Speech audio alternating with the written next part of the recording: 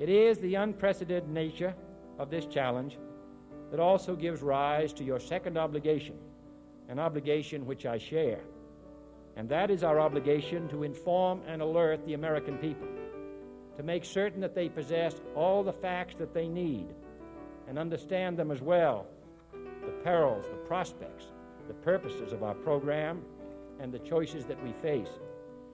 No president should fear public scrutiny of his program, for from that scrutiny comes understanding, and from that understanding comes support or opposition, and both are necessary. I am not asking your newspapers to support an administration, but I am asking your help in the tremendous task of informing and alerting the American people. For I have complete confidence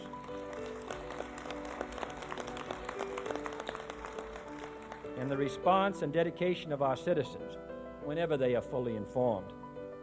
I not only could not stifle controversy among your readers, I welcome it.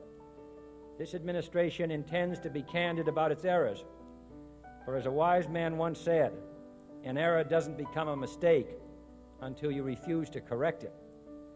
We intend to accept full responsibility for our errors, and we expect you to point them out when we miss them.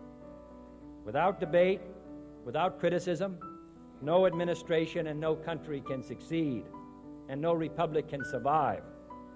That is why the Athenian lawmaker Solon decreed it a crime for any citizen to shrink from controversy.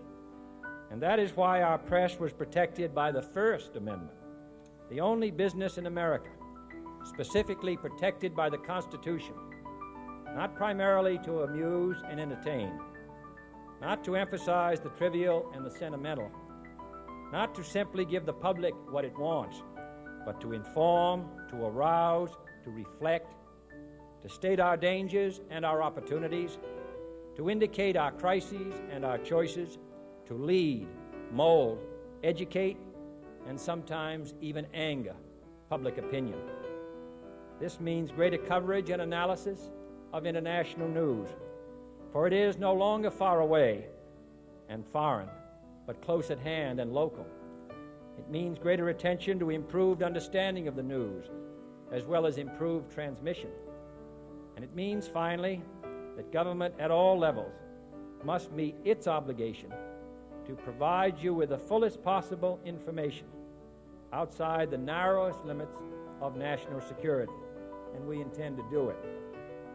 It was early in the 17th century that Francis Bacon remarked on three recent inventions already transforming the world: the compass, gunpowder, and the printing press.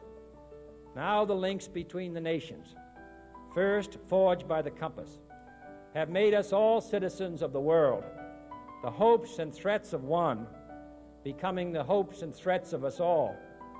In that one world's effort to live together, the evolution of gunpowder to its ultimate limit has warned mankind of the terrible consequences of failure.